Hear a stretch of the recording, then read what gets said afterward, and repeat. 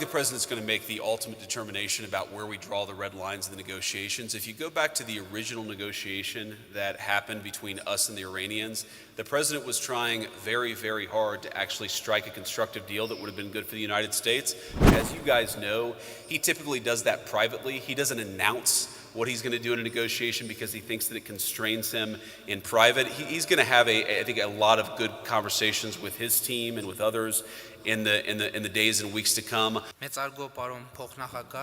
Honorable Vice President JD Vance, esteemed members of the U.S. delegation, dear colleagues, it is a great honor to host today the Vice President of the United States of America, JD Vance, and his delegation, who are on an official visit to Armenia. This visit is of truly historic and symbolic importance. This is the first visit by a U.S. Vice President to the Republic of Armenia.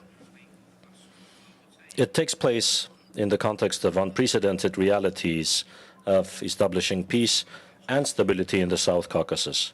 It reflects the depth of the strong and strategic partnership forged between the Republic of Armenia and the United States of America. Dear Mr. Vice President, our first meeting at the White House on February 7, 2025 had great importance for the events that subsequently unfolded. Taking this opportunity, I would like to once again express the gratitude of the government of the Republic of Armenia to the President of the United States of America, Mr. Donald Trump, and also to you for organizing the Washington Peace Summit on August 8, 2025, through which we gave a strong boost to Armenia-US bilateral relations. And with the personal involvement of President Trump, we established peace between Armenia and Azerbaijan. After the Washington Peace Summit, President Aliyev and I nominated President Trump for the Nobel Peace Prize through a joint letter, and I have great hope that the President will rightfully receive this award in 2026, the Nobel Peace Prize. Vice President JD Vance's visit is a crucial step in institutionalizing peace and expanding the Armenia-US strategic partnership. I presented to Mr. Vance the positive processes underway in the South Caucasus, as well as the details of the discussions that took place a few days ago in Abu Dhabi between me and the President of Azerbaijan. The discussions were aimed at potential new steps for strengthening peace between our two countries. On this occasion, I also reaffirmed Armenia's commitment to supporting the peace and peacekeeping mission of the U.S. government, including the activities of the Board of Peace, the charter of which I had the honor of signing on January 22 this year during the official ceremony in Davos. I would also like to note that I have received and gladly accepted President Trump's invitation to participate in the inaugural meeting of the Board of Peace on February 19. The Vice President and I have both underlined the importance of consistently implementing one of the most important achievements of the Washington Peace Summit, the Trump Route for International Peace and Prosperity project, in accordance with the framework for the implementation of the TRIP project, signed on January 13 this year between the Minister of Foreign Affairs of Armenia and the U.S. Secretary of State. We reaffirmed that this project, in addition to the most serious peace dividends, will also have regional and global significance, developing unhindered communication between West and East. We expressed our satisfaction with the preparatory works for the implementation of the project, as well as the progress of the feasibility studies that were launched a few days ago. We also discussed with Mr. Vance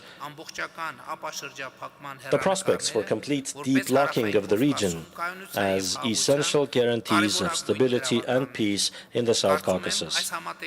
I believe that in this context, It is also of great importance to bring to its logical conclusion the ongoing dialogue in the Armenia-Turkey normalization process, including the opening of the Gyumri-Kars Railway.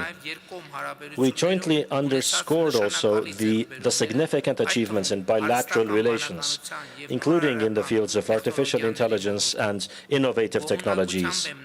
I am pleased to note that the memorandum signed between Armenia and the United States on August 8 in the field of semiconductors and artificial intelligence will bring to life the mega project of the company Firebird, building an artificial intelligence plant and data center in Armenia. In this regard, I should note that the recent approval of the issuance of export permits for the next batch of super powerful chips produced by NVIDIA for exportation to Armenia. I hope that the close and transparent cooperation established between Armenia and the United States in the high-tech sector will allow us to further develop and strengthen the mutually beneficial partnership between Armenian and U.S. companies. In addition, we signed with Vice President Vance just a few minutes ago today the joint statement on the completion of negotiations on the 123 agreement for peaceful nuclear cooperation between the governments of Armenia and the United States.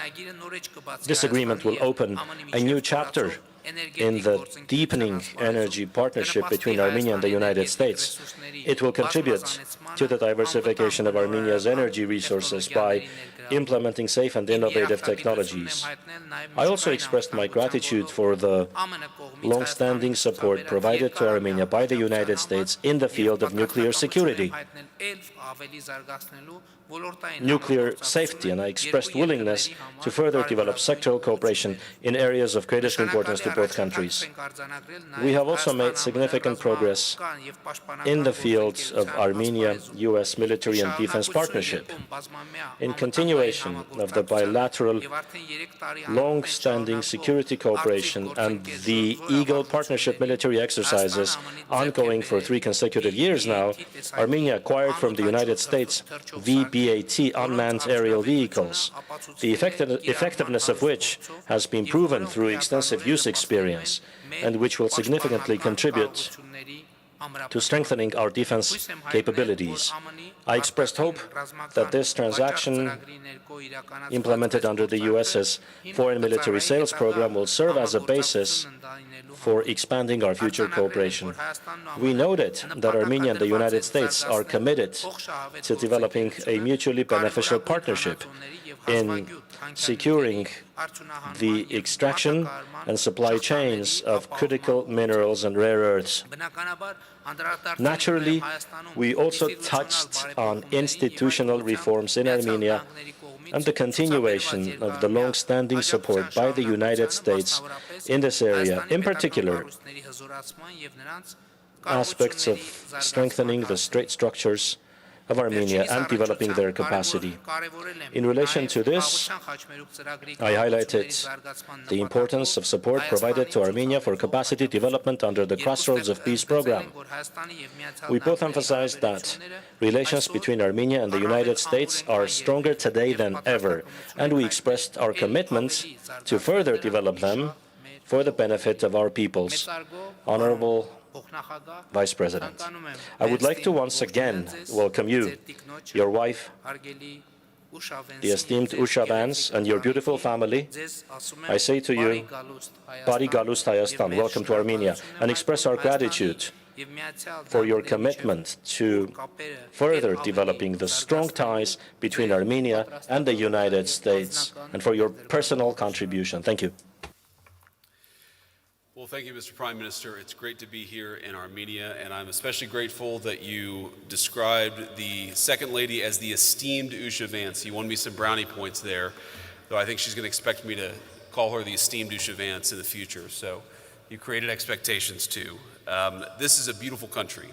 a country that the President of the United States is very proud to partner with, that the President of the United States is very proud to have a great relationship with, and I know that President Trump sends his best regards both to you personally, but also to the people of Armenia.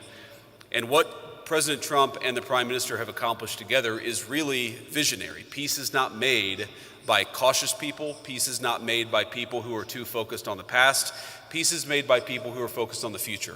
And because the Prime Minister made such great progress and has had such a great relationship with both me and the President of the United States, we're not just making peace for Armenia, we're also creating real prosperity for Armenia and the United States together. So much of the great economic cooperation that we want to announce today would not have been possible without your leadership, without the peace that you committed your country to, and without, of course, the President of the United States' leadership. And so I'm grateful for all of those things, because I really do believe that tonight marks a new beginning for Armenia and the United States and the partnership that our country can have together.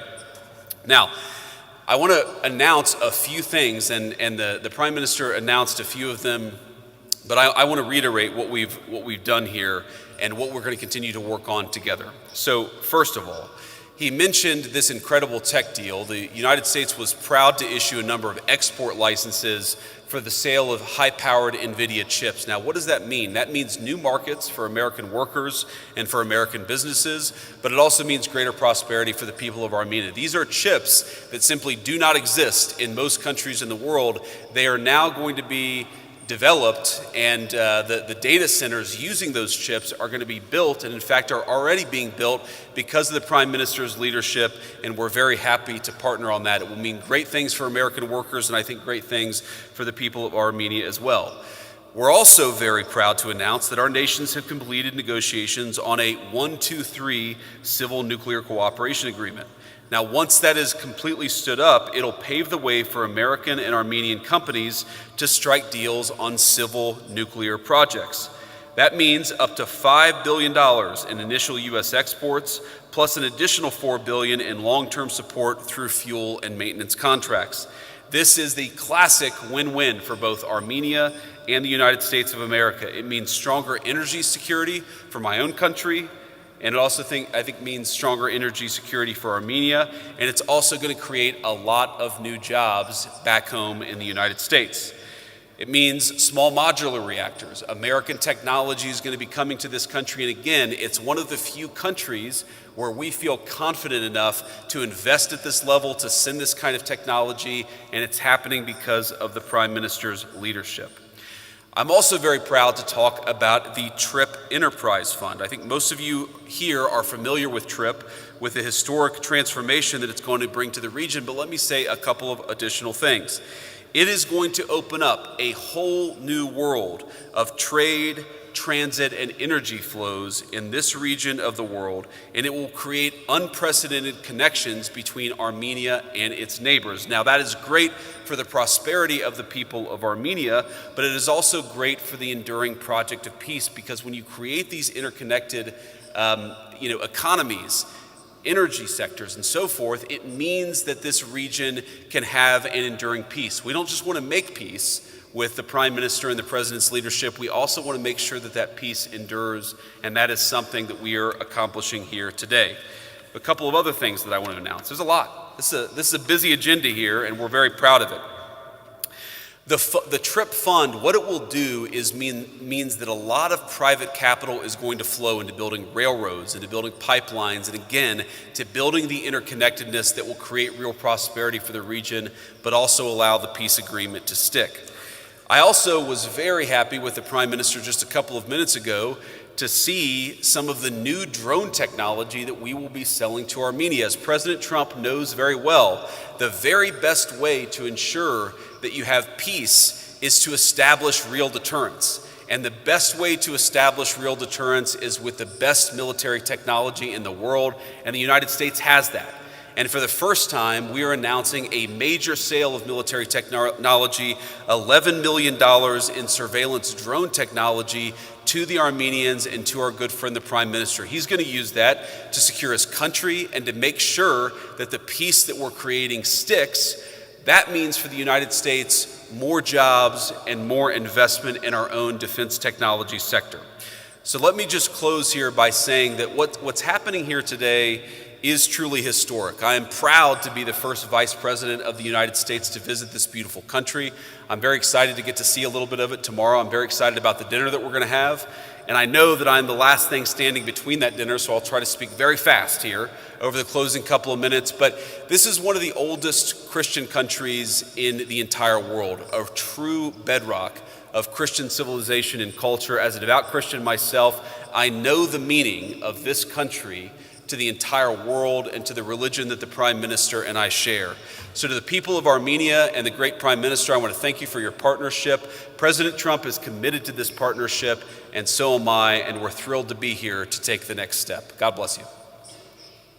And I know now we'll take a couple of questions. Maybe Prime Minister, you can start. Մեծարգո պարոն վարչապետ, մեծարգո պարոն փոխնախագահ, հարգելի ներկաներ, այժմ մենք բացում ենք հարթակը հարցերի համար։ We now open the floor for questions. 2 questions from each side. Now we will open the floor for the questions. 2 questions from the representative of United States media and 2 from Armenia. And the first question from our colleagues from United States. Առաջինը Միացյալ Նահանգների մեր գործընկերների կողմից, խնդրեմ։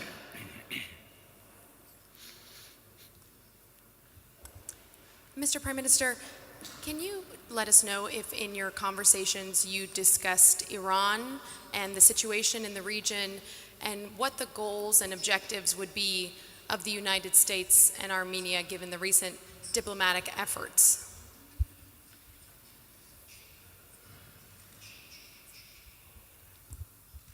I am sure you noticed from our statements already that the Republic of Armenia and the US share a common objective in our cooperation, and that objective is peace and stability. All our engagements, all our activities with the US are aimed at peace and stability. And I am confident that this is an achievable goal. We are seeing now, and I had the opportunity of saying this in my opening speech, in the bilateral meeting, that it's very important to note that the peace that was declared on August 8, 2025 is now happening in reality on the ground. It is taking shape. And allow me to say that the cooperation between Armenia and the United States is a cooperation that brings peace, and so it will be always. Thank you. Next question. From Armenian side. Public TV, Irina Makarchan. Mr. Vice President, my question is for you. Mr. Vice President, although you did refer to the TRIP project in your speech, but I would like to ask you for some details. How would you assess current progress? How much investment is expected or planned to be made by the US in the project, and what economic benefits do you expect of this project? Thank you. Well, in terms of the amount of investment, we've talked to a number of partners in the region, but also across the world who are very interested in it. They think that it's a very fertile investment opportunity. We actually spent a fair amount of time talking today about how we could make things go faster. I think the Prime Minister wants things to go as fast as possible because, again, this interconnectedness, this economic development is good for prosperity, but it's also good for peace. The United States is certainly going to play a very positive and constructive role in this, but I don't think that money is the issue. I think there's actually a lot of capital interest in this particular project. There are a lot of people across the world who think that they can make a good return on investment by investing in Armenia and investing in this TRIP project. I think the question is really, how do we get the peace deal into a good next phase?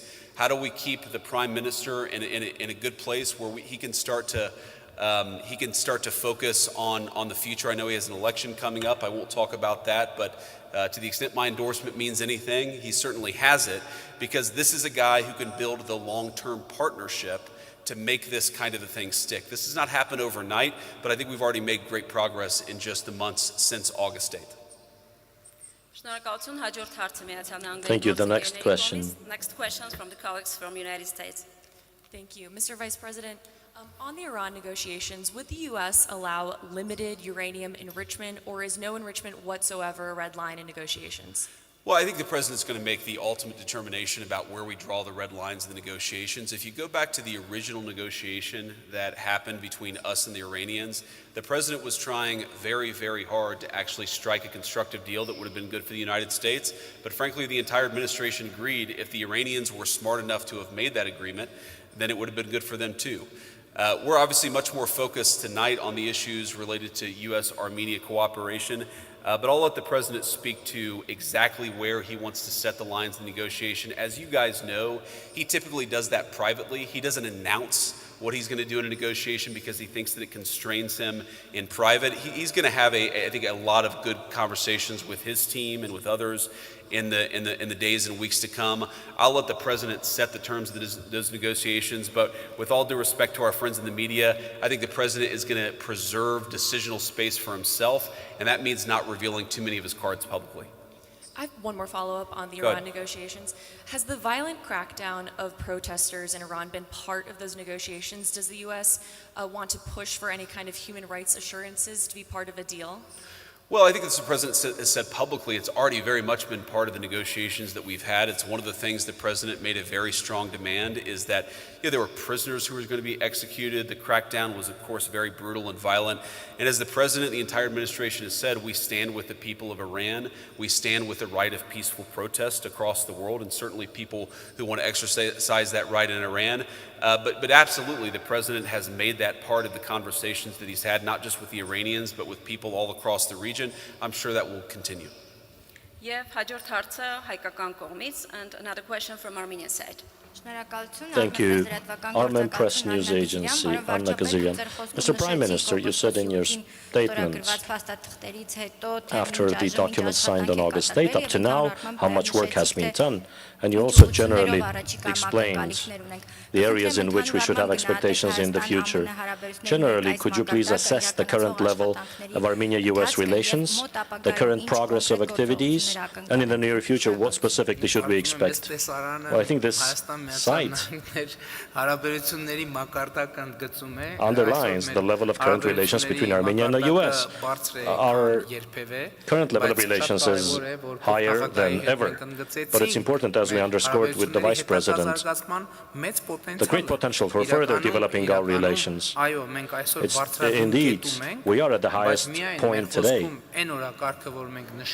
The agenda that we referred to in our statements, just implementing that agenda would multiply the scope of our cooperation. And this is very important. We have established a strategic partnership, but it's important to note we are now able to demonstrate concrete manifestations of that strategic partnership, which are tangible, which are visible, and of course, my special appreciation goes to United States President Donald Trump for his personal engagement, but also a few times today, I have already thanked Vice President JD Vance for his personal engagement, because we know on February 7, 2025, the meeting at the White House and the very meaningful discussion and the conversation we had back then was pivotal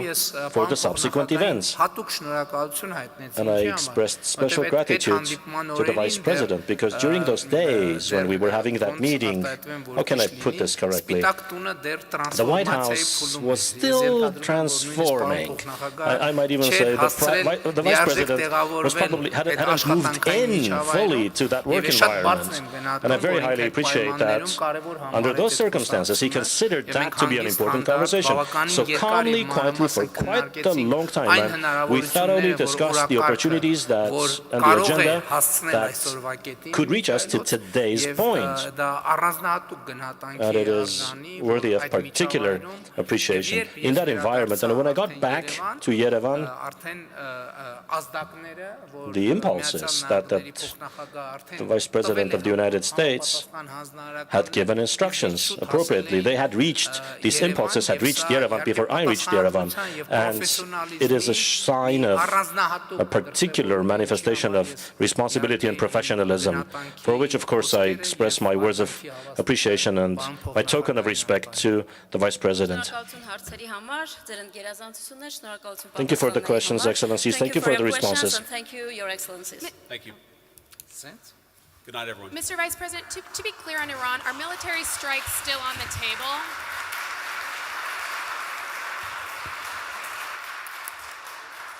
Mr. Vice President? Subscribe to One India and never miss an update. Download the One India app now.